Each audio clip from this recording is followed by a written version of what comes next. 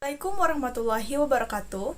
Halo semuanya, saya Minda Saputri dengan NIM dari Prodi Hukum Tata Negara Fakultas Syariah YAIN Kerinci.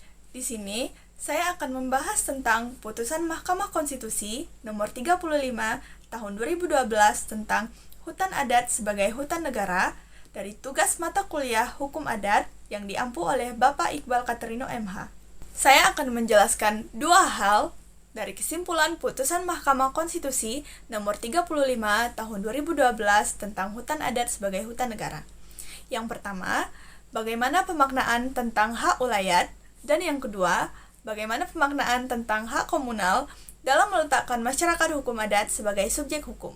Yang pertama, bagaimana pemaknaan tentang hak ulayat dalam putusan Mahkamah Konstitusi nomor 35 tahun 2012. Hak ulayat adalah hak kolektif atau komunal yang dimiliki oleh masyarakat hukum adat atas tanah, hutan, dan sumber daya alam di wilayah adat mereka. Hak ini bersifat turun-temurun, tidak dapat dipindah-tangankan secara individual, dan meliputi penguasaan, pengelolaan, serta pemanfaatan wilayah untuk kehidupan sosial, budaya, dan ekonomi masyarakat adat.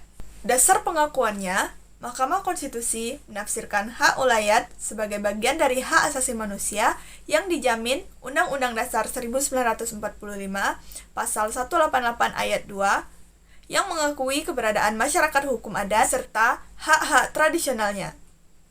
Hak ini harus dihormati dalam hierarki peraturan perundang-undangan, tidak boleh diabaikan oleh peraturan di bawah undang-undang. Hak ulayat melindungi eksistensi masyarakat adat dari intervensi eksternal seperti pembangunan atau eksploitasi sumber daya tanpa persetujuan dan ditempatkan sebagai hak kolektif yang fundamental. Yang kedua, pemaknaan tentang hak komunal dalam putusan Mahkamah Konstitusi nomor 35 tahun 2012 tentang hutan adat sebagai hutan negara. Mahkamah Konstitusi menempatkan masyarakat hukum adat sebagai subjek hukum mandiri, bukan sekadar kumpulan individu. Ini berarti mereka memiliki kapasitas hukum untuk bertindak sebagai entitas kolektif dalam hubungan hukum, termasuk memiliki hak, kewajiban, dan kemampuan untuk mengajukan gugatan, pelestarian budaya, dan perlindungan dari diskriminasi.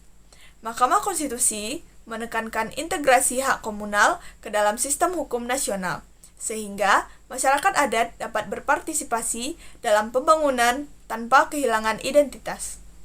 Dasar pengakuannya berdasarkan Undang-Undang Dasar 1945 Pasal 188 Ayat 2, hak komunal ini harus dihormati sebagai bagian dari identitas bangsa, mencegah pengabaian oleh peraturan daerah atau pemerintah yang bertentangan dengan undang-undang. Pengakuan ini memperkuat posisi masyarakat adat dalam hukum positif, memungkinkan klaim kolektif atas tanah dan sumber daya, meskipun implementasinya bergantung pada pengadilan lain atau revisi undang-undang.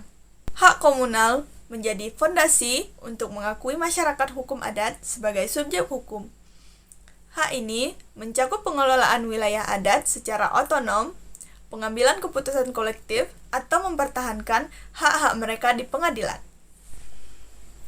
Nah, itu tadi penjelasan dari kesimpulan putusan Mahkamah Konstitusi nomor 35 tahun 2012 tentang hutan adat sebagai hutan negara yang membahas dua poin. Yang pertama, bagaimana pemaknaan tentang hak ulayat, dan yang kedua, bagaimana pemaknaan hak komunal dalam menempatkan masyarakat hukum adat sebagai subjek hukum.